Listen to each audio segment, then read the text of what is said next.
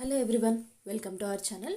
ఈరోజు ఫటాఫట్ rice recipe schezwan fried rice recipe చూసే కంటే ముందు మన ఛానల్ని ఎవరైనా ఫస్ట్ టైం చూస్తుంటే ప్లీజ్ సబ్స్క్రైబ్ చేసుకోండి. అలాగే పక్కనే ఉన్న బెల్ ఐకాన్ని ప్రెస్ చేస్తే నేను పెట్టే ప్రతి వీడియో మీకు నోటిఫికేషన్ లాగా వస్తుంది. సో రెసిపీ కోసం నేను ఒక 2 టేబుల్ స్పూన్స్ ఆయిల్ని ప్యాన్లో హీట్ చేసుకుంటున్నాను. ఆయిల్ బాగా హీట్ అయిన తర్వాత onions, carrot, capsicum, beans, cabbage లేదా బఠానీ ఉంటే బఠానీ ఇవన్నీ చిన్న చిన్న ముక్కలుగా కట్ చేసుకొని యాడ్ చేసుకోవాలి. వెజిటేబుల్స్ అనేది ఈక్వల్ సైజెస్లో కట్ చేసుకోవడం వల్ల ఈక్వల్గా ఫ్రై అయ్యి ఈక్వల్గా కుక్ అవుతాయి. సో క్యాబేజీని ఇలా తురిమి యాడ్ చేసుకున్నాను.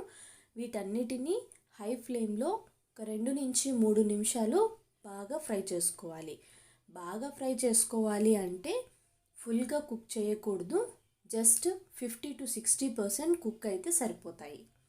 వెజిటేబుల్స్ అనేది తినేటప్పుడు కొంచెం క్రంచీగా ఉంటేనే ఫ్రైడ్ రైస్ అనేది టేస్టీగా ఉంటుంది. సో వెజిటేబుల్స్ అన్నీ హై ఫ్లేమ్లో కుక్ చేసుకున్న తర్వాత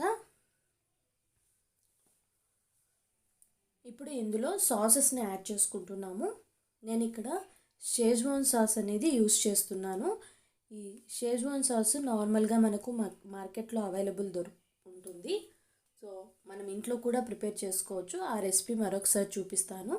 సో ఈ షేజ్వాన్ సాస్ని ఒక 2 టేబుల్ స్పూన్స్ యాడ్ చేసుకుంటున్నాము. ఈ షేజ్వాన్ సాస్ అనేది కొంచెం స్పైసీగా ఉంటుందండి.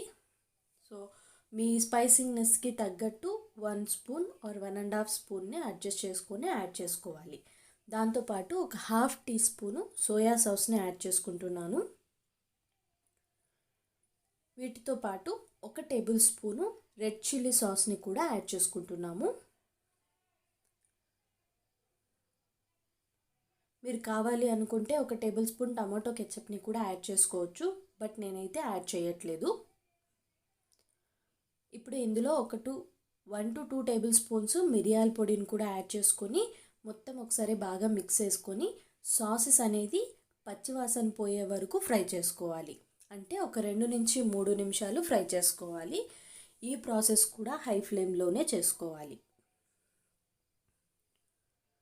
సో ఇక్కడ మనం కారం అనేది ఏది యాడ్ చేయట్లేదు. షేజ్వాన్ సాస్లో ఉన్న స్పైసీనెస్ అండ్ మిరియాల పొడిలో ఉన్న ఘాటు మాత్రమే మన రైస్కి కరెక్ట్గా స్పైసీనెస్ని యాడ్ చేస్తుంది. సో ఇలా ప్రిపేర్ చేసుకున్న దాంట్లో ఆల్రెడీ కుక్ చేసి పెట్టుకున్న రైస్ని యాడ్ చేసుకొని టేస్ట్కి తగ్గట్టు సాల్ట్ని కూడా యాడ్ చేసుకొని మొత్తం ఒకసారి బాగా టాస్ చేసేసుకోవాలి.